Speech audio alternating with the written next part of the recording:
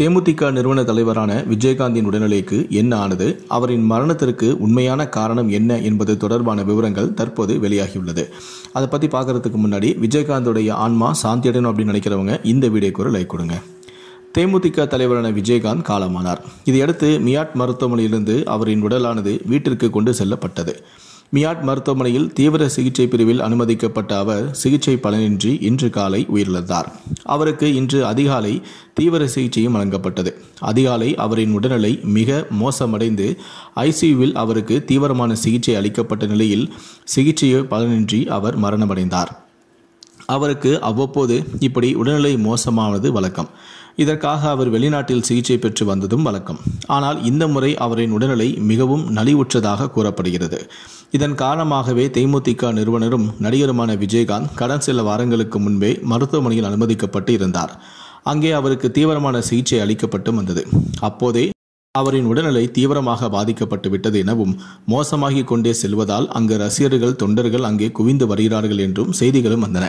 தேமுதிக விஜயகாந்த் சிகிச்சை பெற்று வரும் மியாட் மருத்துவமனைக்கு போலீஸ் பாதுகாப்பும் போடப்பட்டது.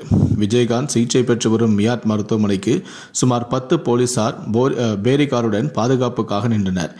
அவருக்கு இதயத்தில் ஏற்பட்ட பாதிப்பு, இரத்த கொதிப்பு, மூச்சு விடுவதில் சிரமம் உள்ளிட்ட பல்வேறு காரணங்களால் அவர் தீவிர சிகிச்சை பெற்று வந்தார். அவரின் உடல்நிலை மோசமாகி வருவதாக மருத்துவமனை வட்டாரங்களும் தெரிவித்தன. ஆனால் அவரின் உடல்நிலை அதன் பின்னர் சரியாகி டிஸ்சார்ஜும் செய்யப்பட்டார். தேமுதிக பொதுக்குழு கூட்டத்திலும் கூட விஜயகாந்த் கலந்து கொண்டார்.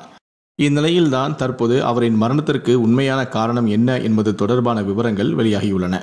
அவருக்கு ஏற்கனவே இதயம் தொடர்பான, நுரையீரல் தொடர்பான பிரச்சனைகளும் இருந்துள்ளன. அதனைத் தொடர்ந்து கொரோனா ஏற்பட்டும் உள்ளது. நேற்று கொரோனா ஏற்பட்டதாக கண்டுபிடிக்கப்பட்டது. ஆனால் மரணத்தின் பின் அது பாசிட்டிவாக இல்லை. இதனால் அவரின் மரணத்திற்கு கொரோனா காரணம் என்று கூற முடியாது. மரணத்திற்கு பின்பு செய்யப்பட்ட சோதனையில் அவர் கொரோனா பாசிட்டிவ் இல்லை. விஜயகாந்த் நுரையீரல் அலர்ஜி, அதாவது நிமோனியா காரணமாகவே மரணமடைந்து உள்ளார் என அறிவிக்கப்பட்டும் உள்ளது.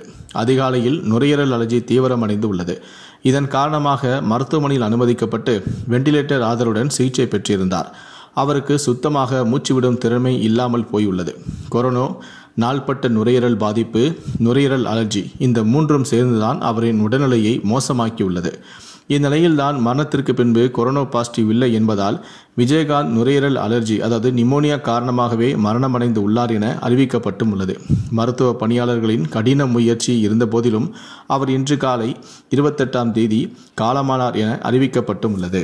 மருத்துவமனை வெளியிட்ட அறிக்கையில் கூட அவர் நுரையீரல் அலர்ஜி காரணமாக மருத்துவமனை அனுமதிக்கப்பட்டு சிகிச்சை பெற்று வந்தார். தற்போது சிகிச்சை பலனின்றி இறந்துவிட்டார் என்று அறிக்கையும் வெளியாகியிருந்தது குறிப்பிடத்தக்கது.